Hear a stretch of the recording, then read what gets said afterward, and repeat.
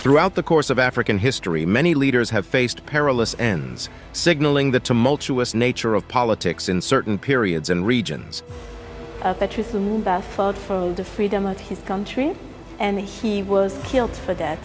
Assassinations, often a result of political unrest, coups, or ideological differences, have claimed the lives of various African presidents. This video delves into the lives and tragic ends of 15 African presidents who met their fate in the most dangerous ways, offering a window into the complex web of African political history. Number 1.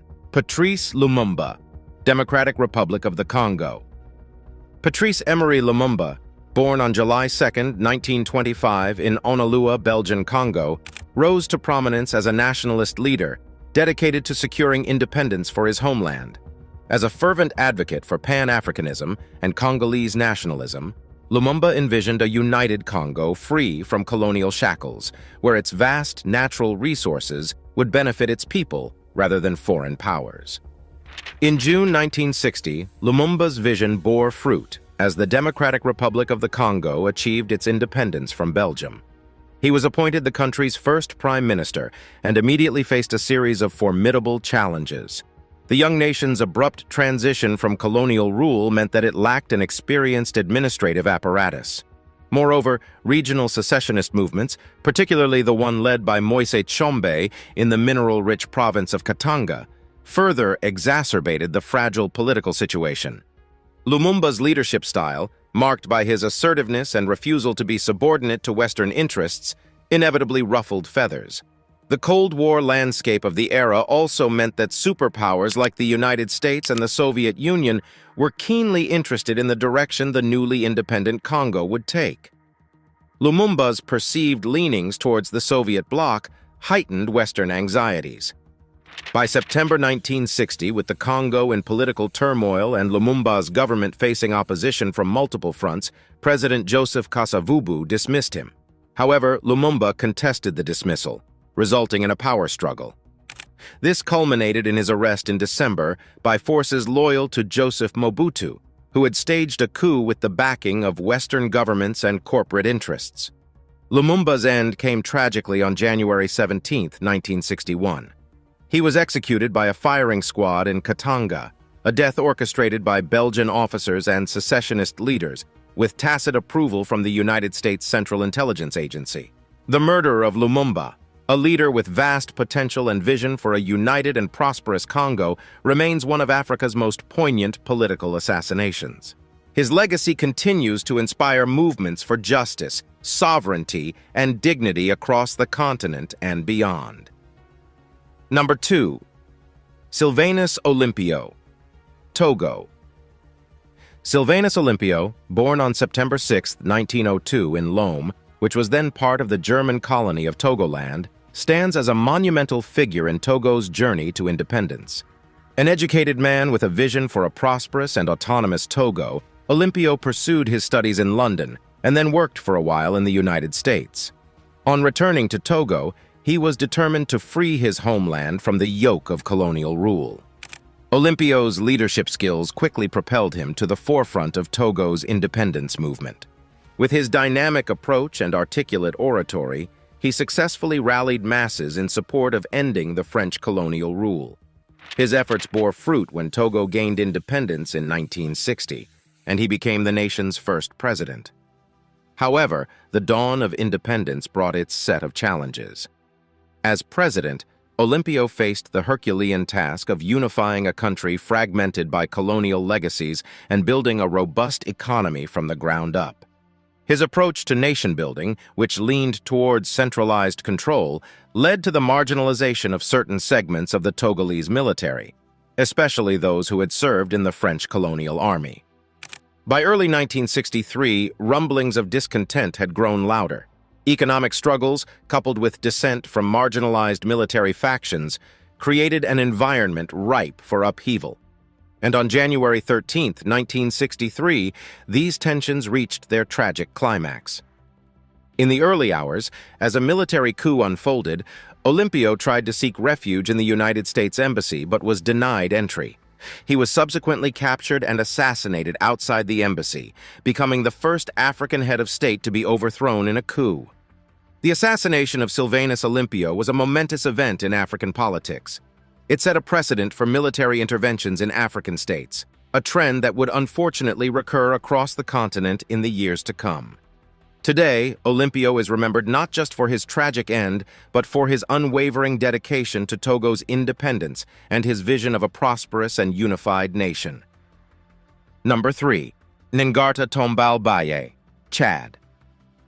Ngarta Tombal Baye, born on June 15, 1918, in the southern region of Chad, emerged as a beacon of hope and change for a nation desiring to shake off the chains of colonial domination. Educated initially in missionary schools, Tombal Baye later trained as a teacher, thereby grounding himself in an understanding of grassroots issues and the immense transformative potential of education. When Chad started its journey towards independence from France, Tombal Baye's leadership qualities rapidly propelled him into the limelight. He became an influential figure in the Chadian Progressive Party, PPT, which played a pivotal role in steering the country towards sovereignty. With Chad achieving independence in 1960, Tombal Baye was appointed its first president, a testament to his perceived capability and popularity. Tombal Baye's presidency, however, was not without challenges. While his intent to modernize and unite Chad was evident, his methods were often seen as authoritarian. He suppressed opposition, curtailed freedoms, and at times resorted to traditional practices like the initiation rites of the Yondo to foster unity and loyalty. Such tactics, combined with a perceived favoritism towards the Christian South over the Muslim North, sowed seeds of discontent. By the early 1970s, Chad was a cauldron of unrest. Rebel factions, particularly from the northern regions, began actively opposing Tombal Baye's rule. The president's response was a mix of forceful suppression and efforts at appeasement, including changing his Christian name, François, to the African name Ngarta. However, the measures did little to stabilize the situation.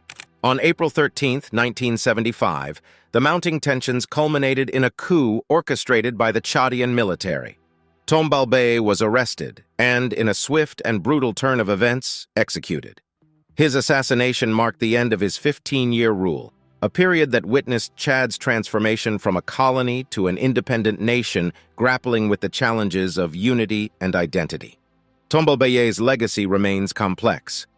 While his authoritarianism and divisive policies are criticized, he is also remembered as a leader who sought to build a modern, independent Chad, even if his methods were contentious.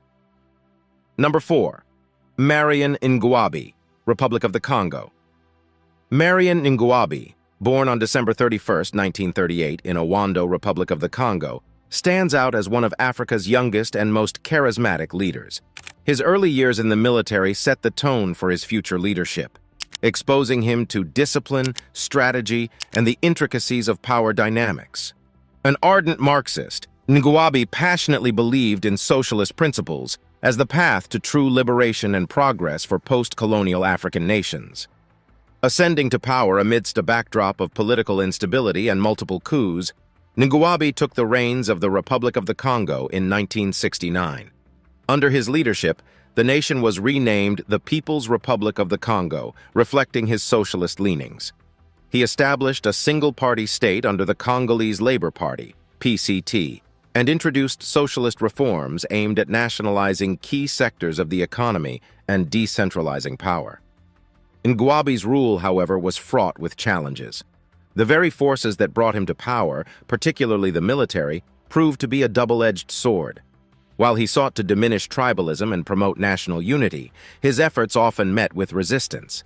The nation's oil wealth, rather than being a boon, became a bone of contention, with various factions vying for control. Perhaps the most significant threat to Ngouabi's leadership came from internal opposition and repeated assassination attempts. Recognizing the challenges of ruling a post-colonial nation with diverse interests and legacies of mistrust, Ngouabi attempted to consolidate his power, which often meant suppressing dissent. His life, marked by rapid ascents and persistent threats, met a tragic end on March 18, 1977. Marion Ngouabi was assassinated in Brazzaville, marking the culmination of the tumultuous politics of his era. The circumstances of his death remain shrouded in mystery, with multiple theories pointing to both internal and external orchestrations. In the annals of African leadership, Mariam Ngouabi's tenure is emblematic of the challenges young leaders faced in post-colonial Africa. The balancing act between ideology and pragmatism, the quest for national unity, and the constant navigation of internal and external threats. Number 5. Amilcar Cabral, Guinea-Bissau and Cape Verde. Amilcar Cabral, born on September 12, 1924, in Bafata, Portuguese Guinea, now Guinea-Bissau, remains an indomitable figure in the African liberation movement. A brilliant agronomist by training, Cabral's true calling was ignited by the burning desire to see his people free from the shackles of colonialism. While working on agricultural projects in the colonies, Cabral witnessed firsthand the devastating effects of colonial policies on the local populace. These observations fomented a revolutionary spirit within him, leading him to conclude that armed struggle was the only viable path to genuine independence. In 1956, he co-founded the African Party for the Independence of Guinea and Cape Verde, PAGC, setting the stage for a relentless fight against Portuguese colonial rule. Cabral's strategy was multi-pronged. While he recognized the necessity of armed confrontation, he was equally invested in political education. He believed that the true liberation of his people necessitated not just freedom from colonial rule, but also mental emancipation from colonial ideologies. This duality of purpose, waging a guerrilla war while also investing in grassroots political education, became a hallmark of PIGC's liberation strategy. Under Cabral's leadership, PIGC made significant inroads, capturing large swaths of territory from the Portuguese and setting up local governance structures. The success of the movement drew international attention, and Cabral's eloquence made him a revered figure in global anti-imperialist circles. Number 6. Samora Machel, Mozambique. Samora Moises. Machel, born on September 29, 1933, in the village of Chilambane, Gaza Province, Mozambique, stands as an emblematic figure in the fight against Portuguese colonialism. Growing up in a world marked by deep-seated racial inequalities and colonial exploitation, Machel's trajectory from a nurse to the first president of Mozambique was nothing short of remarkable. Machel's journey into revolutionary politics was precipitated by his involvement in health services, where the stark disparities between the colonizers and the colonized were blatantly evident. Realizing that only a systematic overhaul could bring true justice to his people, he joined the Mozambique Liberation Front, Frelimo, in 1962. Displaying innate leadership skills and a deep commitment to the cause, Machel quickly rose through the ranks to become the leader of Frelimo in 1970. Under his leadership, Frelimo adopted a strategy that blended guerrilla warfare with political outreach. Machel was profoundly aware of the need to unite the diverse ethnic groups of Mozambique under the banner of national identity. His efforts bore fruit when, after a decade of persistent struggle, Mozambique gained independence from Portugal in 1975, with Machel as its first president. As president, Machel embarked on an ambitious journey to reshape Mozambique. He introduced socialist policies, nationalized industries, and made significant strides in education and healthcare. However, his tenure was riddled with challenges, including economic struggles and the protracted civil war fueled by external forces opposing his socialist stance. Number 7. Thomas Sankara, Burkina Faso. Thomas Isidore Noel Sankara, born on December 21, 1949, in Yako, Burkina Faso, often dubbed the Che Guevara of Africa, was an epitome of revolutionary zeal and transformative leadership. A young officer in the Burkinabe military, Sankara's intellectual fervor and commitment to justice set him apart from his peers, positioning him as a beacon of hope for a nation yearning for change. Sankara's ascent to power in 1983 through a military coup was emblematic of his radical approach to governance. Almost immediately, he embarked on a whirlwind of reforms aimed at uprooting the entrenched systems of exploitation and neo-colonialism. Renaming the country from the colonial, Upper Volta, to Burkina Faso, the land of upright men, was symbolic of his broader agenda to instill pride and self-sufficiency in his people. Under Sankara's leadership, Burkina Faso witnessed unparalleled initiatives. From massive vaccination campaigns and infrastructure projects to groundbreaking land redistribution and women's rights initiatives, the nation experienced a renaissance. Sankara's vision was crystal clear: a self-reliant, dignified Burkina Faso free from the clutches of foreign aid and dependency. However, his radical reforms, while popular among the masses, ruffled the feathers of many within the elite corridors of power. His anti-imperialist stance and criticism of the international financial system also earned him detractors beyond Burkina Faso's borders. Number 8. Melchior Ndadaye, Burundi. Melchior Ndadaye, born in 1953, assumed a paramount role in Burundi's political landscape when he became the nation's first democratically elected president in 1993. A member of the Hutu ethnic majority, his rise was particularly symbolic in a country historically dominated by the Tutsi minority. This was a milestone in Burundian politics, as Ndadaye's election marked the first peaceful transition of power since the nation gained independence from Belgium in 1962. Educated as a banker, Ndadaye emerged from a modest background, marking a contrast from the elites that had dominated the nation's politics. As president, he championed an inclusive agenda, aiming to bridge the historic divides that had plagued the country. Among his endeavors were efforts to integrate the Hutu majority into key roles in the military and administration, roles they had been largely excluded from in the past. However, his tenure was tragically short-lived. Just a few months after his election in October 1993, Melchior Ndadaye was assassinated during a coup led by Tutsi-dominated factions of the military. The coup failed to hold power, but succeeded in taking Ndadaye's life. His death plunged Burundi into chaos, sparking off an ethnically charged civil war that lasted over a decade, causing the deaths of hundreds of thousands. Number 9. Cyprien Ntaryamira, Burundi. The tale of Cyprien Ntaryamira, Burundi's second democratically elected president, is inextricably linked to the volatile political climate of the 1990s. Ntaryamira, like his predecessor Melchior Ndadaye, hailed from the Hutu ethnic majority. Born in 1955, he was destined to tread a path eerily similar to Ndadaye, becoming a symbol of the hopes and the tragedies of Burundi during this tumultuous period. Ntaryamira's entry into the political arena was defined by his dedication to unity and reconciliation. He was deeply involved in the establishment of the ruling Front for Democracy in Burundi, Frodebu Party, and was a strong advocate for the inclusion of the Hutu majority in all spheres of governance, challenging the long-standing Tutsi domination.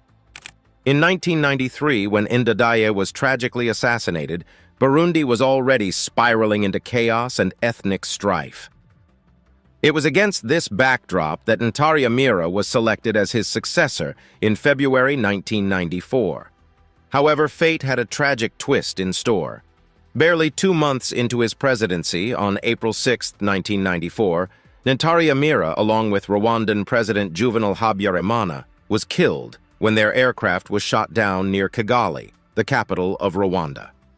This tragic incident not only deepened Burundi's crisis, but also played a pivotal role in triggering the horrifying Rwandan genocide, wherein approximately 800,000 people lost their lives in just 100 days. Number 10. Juvenal Habyarimana, Rwanda. In the annals of Rwanda's history, few figures loom as large as Juvenal Habyarimana, the nation's longest-serving president. Born in 1937, Habyarimana, a member of the Hutu majority, ascended to power in 1973 following a military coup. His presidency, which spanned over 2 decades, was characterized by a blend of stability and authoritarianism. Under Habyarimana's regime, Rwanda saw economic development, supported in part by coffee exports and foreign aid. His early years in power were marked by the promotion of the Hutu power ideology, further marginalizing the Tutsi minority. He also established a single-party system under the banner of the National Revolutionary Movement for Development, NRMD, effectively suppressing political opposition. However, as the years wore on, external pressures and internal dynamics necessitated political reforms. By the early 1990s, Habyarimana was under international pressure to democratize. In 1991, a new constitution was introduced, permitting multi-party politics. Yet the transition was far from smooth. The Rwandan Patriotic Front, RPF, a Tutsi-led rebel group, posed a significant threat, leading to sporadic conflicts and increasing tensions between the Hutu and Tutsi communities. Number 11. João Bernardo Nino Vieira, Guinea-Bissau. João Bernardo Nino. Vieira's political journey in Guinea-Bissau was marked by a series of dramatic highs and lows.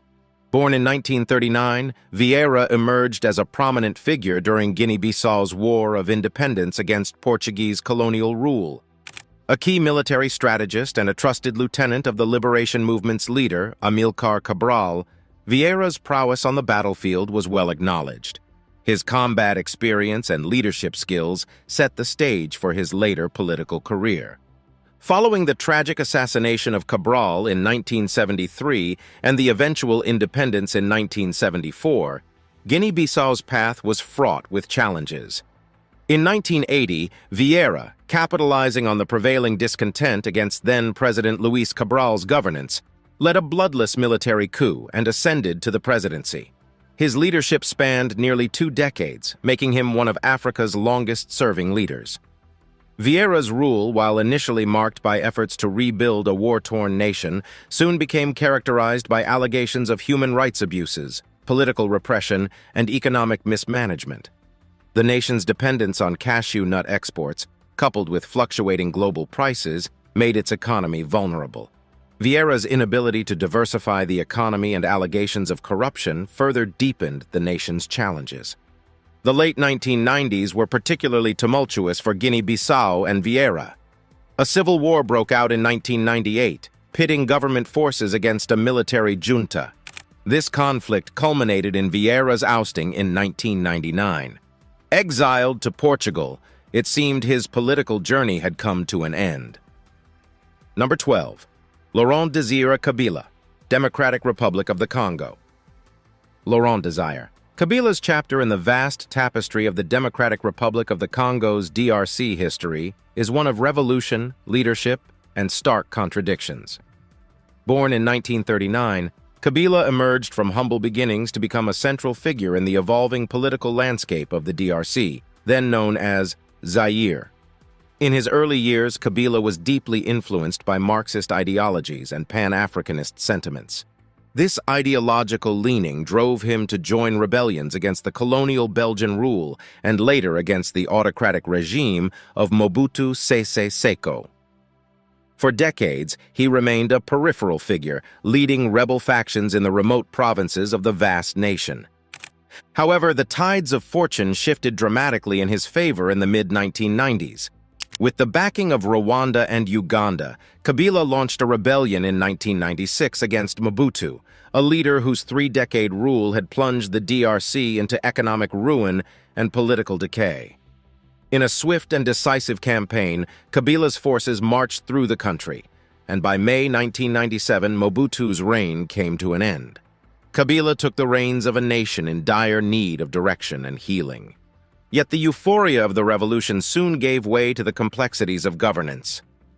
Kabila, once hailed as the savior of the DRC, faced criticism for his autocratic tendencies and alleged human rights abuses. The promised democracy seemed elusive, and Kabila's relations with his former allies, particularly Rwanda and Uganda, soured. Number 13. Modibo Keïta, Mali. Modibo Keïta stands as a monumental figure in Mali's journey from a colonized territory to an independent nation.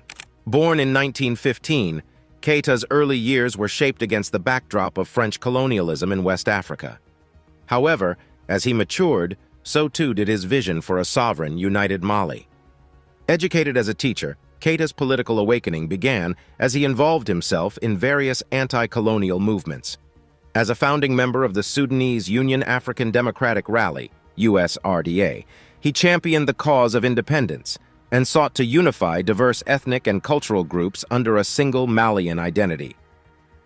In 1960, Keita's persistent efforts bore fruit as Mali achieved independence from French colonial rule. As the nation's first president, he faced the monumental task of nation-building. Adopting socialist principles, he nationalized major sectors of the economy, introduced agricultural reforms, and established a single-party system. Influenced by Pan-Africanism, he also sought to create regional alliances, notably attempting a short-lived federation with Senegal known as the Mali Federation. However, the challenges of governance in a newly independent nation were manifold. Economic hardships, droughts, and perceived autocracy led to discontentment. While Keita's intentions to create a unified and progressive Mali were evident, his methods, especially the suppression of opposition and dissent, drew criticism. Number 14. Ibrahim Barre, Mainasara, Niger. The political tapestry of Niger during the 1990s is incomplete without the commanding presence of Ibrahim Barre Mainasara. Born in 1949, Mainasara's trajectory from a military officer to the nation's president was both dynamic and controversial, reflecting the tumultuous nature of Nigerian politics during this period. Mainasara's ascent to power was rooted in the military. His tenure in the armed forces saw him undertaking various roles, from participating in peacekeeping missions to holding significant administrative positions. However, the political instability in Niger during the 1990s offered him a distinct path. Discontented with the governance of President Mahamadou Usman, Mainasara led a successful coup in 1996, toppling the democratic establishment and positioning himself as the new head of state. Upon assuming power, Mainasara promised to shepherd Niger back to democracy, organizing presidential elections later that year. These elections, however, were mired in allegations of fraud and irregularities, with Mainasara emerging as the winner amidst significant controversy. As president, his rule was characterized by a distinct centralization of power, curtailment of press freedoms, and suppression of political opposition. While he initiated economic reforms and sought international partnerships, his governance style drew significant criticism for its autocratic tendencies. Number 15. Mohamed Boudiaf, Algeria. Mohamed Boudiaf's chapter in Algeria's modern history is both profound and tragically short-lived. Born in 1919 during the throes of French colonial rule, Boudiaf's political convictions were forged in the crucible of Algeria's arduous struggle for independence. A co-founder of the National Liberation Front, FLN, the main revolutionary movement against French rule, Boudiaf played a pivotal role in Algeria's fight for sovereignty. His commitment to the cause led to his arrest and subsequent imprisonment by the French in the 1950s. However, following Algeria's hard-won independence in 1962, internal disputes within the FLN resulted in Boudiaf's sidelining and eventual exile to Morocco. For nearly 3 decades, Boudiaf lived away from his homeland. But in 1992, Algeria's political landscape underwent seismic changes. The nation teetered on the brink of civil war as tensions escalated between the government and Islamist groups, especially after the cancellation of elections that the Islamic Salvation Front was poised to win. In this climate of crisis, Boudiaf was recalled from exile and appointed as the president of the High Council of State, tasked with navigating the nation through its turbulent waters. Boudiaf's return was seen by many as a beacon of hope. His reputation as a stalwart of the independence movement and his perceived incorruptibility offered a promise of stability and reform. In his brief tenure, Boudiaf initiated measures to combat corruption and sought to de-escalate the simmering tensions.